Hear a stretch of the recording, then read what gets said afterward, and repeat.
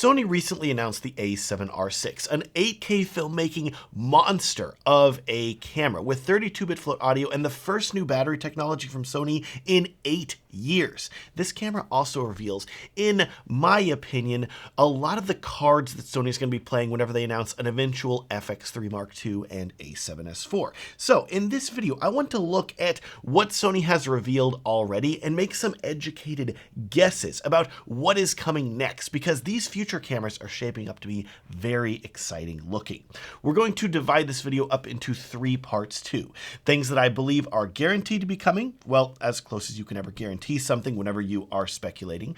Then in part 2, we're going to talk about things that I'm making more of a guess at that are probably coming, but who knows for sure. And lastly, we're going to cover some specs and features that are mine and many filmmakers' hopes and dreams, curveballs that if Sony were to include them, that would make the cameras truly special. Let's start with guaranteed upgrades. And remember, this is just speculation. I don't know anything special here. Starting first with the body for the FX3 Mark II, and a big upgrade that I would be absolutely shocked if Sony didn't include, and that is the articulating EVF from the FX2. A lot of filmmakers didn't like the FX2, mostly due to it being a great camera body paired with a rather mediocre sensor that had a crop when recording in 4K at 60 FPS. But one of the nicest features of that camera was the EVF that could tilt up. It was absolutely a joy to use, and I would not be surprised at all if Sony included that EVF in all their future compact cinema cameras like the FX3 Mark II. Sadly, I doubt that we will see this EVF also come to the A7S IV. As Sony has shown with their photography focused cameras, they won't include something like that. But I do have good news. Sony did add a front tally light to the A7R VI that lights up whenever you are recording, and I would bet that that does come to the A7S IV. Keeping on the body of these future cameras, I would also bet that we will see the flip out and tilting monitor that was first introduced with the A7R V come to the FX3 Mark II and A7S IV. This monitor has really become a standard for Sony, and we've seen it on the new A7R VI as well as the A7 V, so it makes sense that it would also come to these newer cameras like an FX3 Mark II and A7S IV. Next, filing this under hardware that I would be truly shocked if they did not use it, we have the new Bionz XR2 chip and the battery system that we first saw introduced with the A7R VI. These NP SA100 batteries offer 17% longer battery life, but more importantly, they offer a higher voltage of 7.82 volts, up from 7.2 on the older NP FZ100 batteries. And this is just a theory, but I believe that this more efficient processor in these new cameras paired with the extra voltage from the batteries unlocks extra capabilities in the A7R VI, and that will also unlock these capabilities with future Sony cameras like an FX3 Mark II and A7S IV. What kind of capabilities? Well, look at the accessories that the A7R VI supports versus the A7 V, which is barely a half a year older, but that camera uses the older battery tech. With the A7R VI, on the other hand, Sony was able to introduce a new XLR top hot shoe mount, the XLR A4, which added a very exciting feature, 32-bit float audio recording internally to the camera. My theory is that the older Sony batteries were not capable of powering the camera and this XLR handle, so Sony decided to increase the battery voltage to compensate. And again, I would be absolutely shocked if the A7S IV, a video-focused camera, did not include support for this new XLR adapter, and I would be even more shocked if Sony released an FX3 Mark II and it did not have a locking video-specific version of this XLR adapter with 32-bit float audio recording and hopefully a bit more robust handle. We can dream, right? I'd like a bit bigger handle. Well, that's it for the guaranteed things that I think we're going to see Sony offer with the FX3 Mark II and A7S IV. You can let me know in the comments if you think I missed anything, but for now, we need to turn our attention to bigger speculations, and we need to talk about features that Sony has never included in their compact video cameras, but I think this could be the generation where we see them. Up first, let's get the most obvious feature out of the way that everyone has been asking for forever, and that is OpenGate. Of course, we want to see OpenGate in Sony cameras, either for ease of filming vertical and horizontal videos, or if you want to use anamorphic lenses. I want you to know that anytime I talk to Sony employees, either at Sony Kondo or any camera reveal ever, anytime I can get anyone's ear, I, as well as many others, are always asking about OpenGate. So believe me when I say Sony is very aware that filmmakers want it. And while I'm still putting this in the speculation category because the A7R VI does not include OpenGate, what better camera to introduce OpenGate than a filmmaker-focused version, aka an A7S IV or FX3 Mark II? I think that filmmakers may riot if Sony doesn't include this, so I think it's coming. Next, what is one feature that all of Sony's competitors from Canon, Nikon, Panasonic, heck, even Apple with the iPhone offer in their cameras that Sony does not? That's right, you guessed it, internal RAW video recording. Now, what form this could take really depends on Sony, but for example, with Panasonic, they do not actually have their own proprietary version of RAW video, they just license the ProRes RAW codec from Apple. But then alternatively, you have Canon, who makes their own flavor of RAW, or Nikon that supports basically everything, Nikon RAW, ProRes RAW, Red RAW, you name it. So at the very least, we can hope that Sony will license ProRes RAW as an option, like Panasonic does, and in addition, Sony also makes their own version of RAW that not many people know about called XOCN. That's really only available on their very high-end cinema cameras like the Venice and Burano because it's 16-bit RAW. It's really impressive, and hey, maybe they will add it to these new cameras. I'm a big fan of taking a page from Nikon's book and offering as many RAW flavors as possible, so I would love to see the FX3 Mark II and A7S IV support internal RAW video. Next, let's talk about the sensor. Sony is, of course, going to have a new sensor in this camera, and up until now, the A7S series and FX3, which share the same sensor, have all used very low megapixel sensors, barely able to even hit 4K. I'm thinking that's probably going to continue, and we're going to talk about that more whenever we get to the wishful thinking part of this video, but I do think there's a lot of room for Sony to still make improvements to this sensor regardless of the megapixels. Specifically, I would love to see it be capable of recording even higher frame rate video. Whenever the A7S III came out, filmmakers were shocked that it was capable of filming in 4K at 120 frames per second, and I can't help but feel that Sony could shock filmmakers again if they made the FX3 Mark II capable of filming in 4K at 240 frames per second. That would be wild. And I still remember the Sony FS700 that they released over a decade ago, which main claim to fame for that camera was that it's capable of filming at 240 frames per second for up to 9 seconds at a time. And then it had to buffer the video to the memory card. It was crazy. And now we are so close to possibly being able to have that 240 FPS in a small portable video camera that we can just carry around with no buffer. That's cool.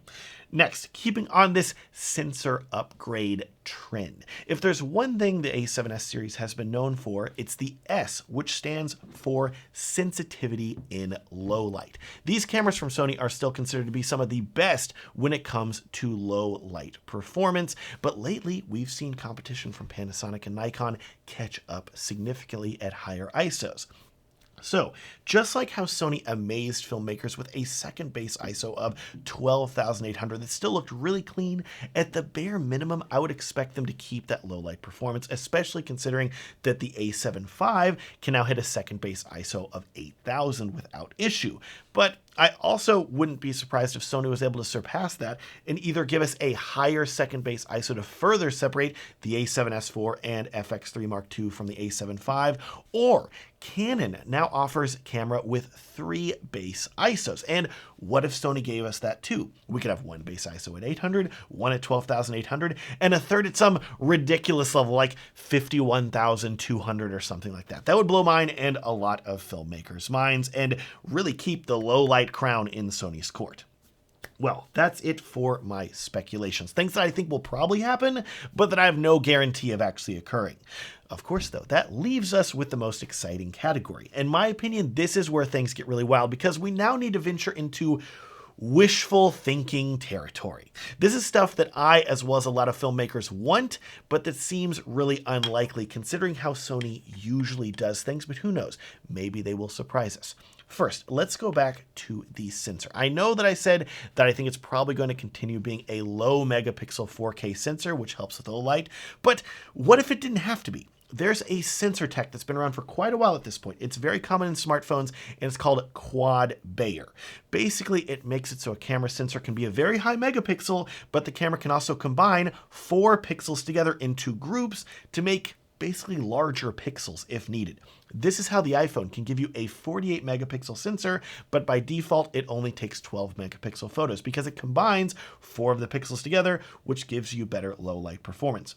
The new GoPro Mission 1 cameras use this technology as well as some Olympus cameras. And here's something that may really surprise you. The A7S III and FX3 sensor already use this quad Bayer technology, but in a more limited form. When people did teardowns of the A7S III sensor, they discovered it actually has a 48 megapixel sensor, but it is locked to be only 12 megapixels, with those 4 pixels merged together to make them significantly more sensitive to low light. So, what if Sony were to create a new sensor for the A7S III and FX3 Mark II that uses this quad Bayer technology, but it's fully unlocked? We could end up with a 48 megapixel sensor that's capable of filming in 8K, but this quad Bayer technology could also combine those pixels down to 12 megapixels, which would still give the camera great low light performance when filming in 4K. Best of both worlds? I told you, I'm dreaming here, but it could be pretty cool, and the technology already exists to do it. Alternatively, though, what if Sony said, hey, we have this global shutter sensor technology we've developed, and it's currently only available in the A9 III. What if they bring that technology to the A7S IV and FX3 Mark II? That could be really useful for filmmakers. Most RED cameras these days already use a global shutter because it completely eliminates rolling shutter as well as issues with flickering lights. So I think that that could be really useful for filmmakers as well. Speaking of sensor features that I've not seen anybody talking about now, but I think that could be really useful, Panasonic cameras for years now have had a sensor technology called dynamic range boost, which is a setting where you can enable where the sensor will essentially lower its refresh rate, but significantly boost the dynamic range of the image, often by about a stop. This technology is usually only available at certain frame rates and resolutions, but I would love to see Sony implement something like this to further improve the dynamic range of their cameras. It feels like a lot of their sensors have been in the 15 to 16 stops of dynamic range area for a long time, and I would love to see technology improve this. Now, what other physical things could Sony do to improve the A7S IV and FX3 Mark II? Well, I know that I've already said that I think they're going to use the same screen as the A7R VI because it is a great screen. But if they did want to put a 4-inch screen on the camera, kind of like the Nikon ZR or new Kinefinity Vista, I definitely wouldn't complain. Bigger screen, always better in my opinion. If they did do that though, would they still be able to use the flipping and tilting technology from the A7R VI, or would it just be a screen that flips out and doesn't tilt like the A7S III and FX3 currently have, just larger? Let me know in the comments if you'd be okay if the screen did not tilt, if the screen itself was bigger. Next, keeping on the physical improvements, I know I'm going to get in trouble if I don't mention this. Of course, we have to talk about internal ND filters. People have been asking for this for years, and I have heard from reps at all of the camera companies at this point that the laws of physics are preventing an ND filter because the filter unit would make the camera significantly larger, but at the same time, I don't really care about the laws of physics. I want Sony to figure out how to break them. There has to be a way somehow that they can get an ND filter into these new cameras. It's one of my wildest dreams, and I'm sure it's one of yours too, so let's keep dreaming, and maybe someday it will happen. This, of course, brings us to the price. What the heck is Sony going to charge for the FX3 Mark II and A7S IV? Well, historically, they charged $3,500 when the A7S III came out, but prices have gone up and it now costs $4,000. Likewise, we have the FX3, which originally released at $3,900 but now costs $4,300 new. And lastly, we can look at the A7 V, which is much newer and retails for $3,000, as well as the A7R VI, which is much more specialized and costs $4,500 to $4,700. Personally, I can see an A7S IV being priced pretty close to an A7R VI. Let's say roughly $4,500 to $4,700. But remember, the FX3 comes with the XLR handle, which I believe Sony is currently charging about $500 for the non-cinema version. So to me, I could see Sony charging at most, let's say, $5,500 for an FX3 Mark II, but I would bet that they're going to try to get it under $5,000, something like $4,998. They love the number 8 for pricing numbers like this. Of course, I hope I'm wrong. I hope it's cheaper, but considering how much prices on electronics have gone up these days, I kind of doubt it. As always, I would love to hear what you think about this, what you think that Sony will offer with these hopefully coming soon cameras, because I do think that they're starting to reveal some things to us with the A7R VI. Leave me a comment, let me know what you're most excited about, or if I missed a feature that you would love to see. Also, if you use a Sony camera, there's a lot of Sony cameras here on the table right now, I will link to my Sony autofocus cheat sheet down in the video description, because out of the box, Sony cameras do not come with the best autofocus settings by default. There are several settings that you need to change right away if you want the best autofocus from your camera. This cheat sheet is going to show you all the best autofocus settings, and it's completely free. You can download it at the link in the video description. Thanks so much for watching, and have a good day.